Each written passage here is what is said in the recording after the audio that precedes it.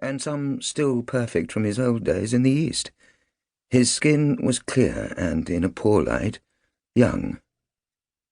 His colleagues at the bar called him Filth, but not out of irony. It was because he was considered to be the source of the old joke, "Failed in London, try Hong Kong." It was said that he had fled the London bar very young, very poor, on a sudden whim just after the war, and had done magnificently well in Hong Kong from the start. Being a modest man, they said, he had called himself a parvenu, a fraud, a carefree spirit. Filth, in fact, was no great maker of jokes, was not at all modest about his work, and seldom, except in great extremity, went in for whims. He was loved, however, admired, laughed at, kindly, and still much discussed many years after retirement. Now, nearing 80, he lived alone in Dorset. His wife, Betty, was dead, but he often prattled on to her around the house. Astonishingly, in one so old, his curly hair was not yet grey. His eyes and mind alert, he was a delightful man. He had always been thought so. A man whose distinguished life had run steadily and happily. There was no smell of old age about his house. He was rich, and took for granted that it and he would be kept clean, fed, and laundered by servants as it had always been.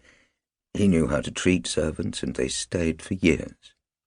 Betty had been successful with servants too. Both she and old Filth had been born in what Americans called the Orient, and the British Raj had called the Far East. They knew who they were, but they were unself-conscious and popular. After Betty's death, the self-mockery dwindled in old Filth.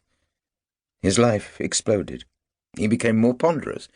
He began, at first slowly, to flick open shutters on the past that he had, as a sensible man with sensible and learned friends, he was a QC and had been a judge, kept clamped down.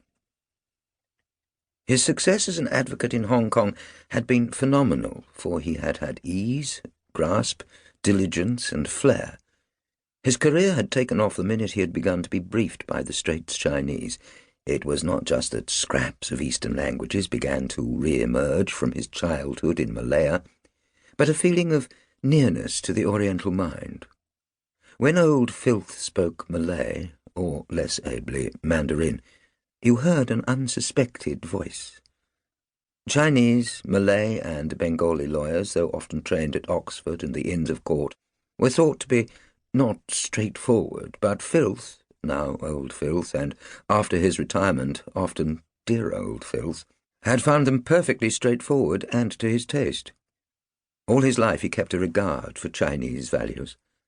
The courtesy, the sudden thrust, the holiness of hospitality, the pleasure in money, the decorum, the importance of food, the discretion, the cleverness. He had married a Scotswoman, but she had been born in Peking. She was dumpy and tweedy, with broad Lanarkshire shoulders and square hands, but she spoke Mandarin perfectly, and was much more at home with Chinese ways and idiom than she ever felt on her very rare visits to Scotland.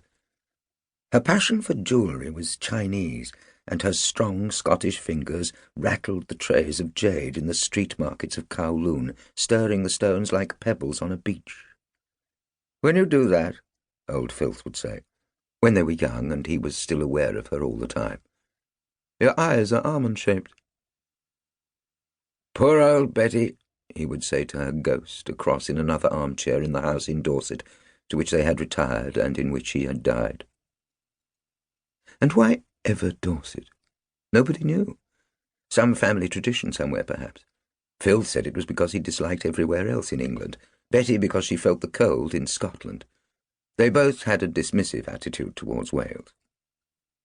But if any old pair had been born to become retired expats in Hong Kong, members of the cricket club, the jockey club, stalwarts of the English lending library, props of St. Andrew's Church and St. John's Cathedral, they were Filth and Betty. People who would always be able to keep servants. Filth was very rich, who would live in a house on the Peak, be forever welcoming hosts to every friend of a friend's friend visiting the colony. When you thought of Betty, you saw her at